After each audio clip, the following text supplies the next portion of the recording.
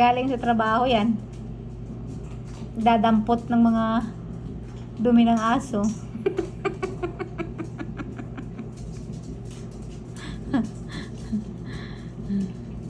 Ganyan niya siya ka sipag pagdating sa aso. Sana all.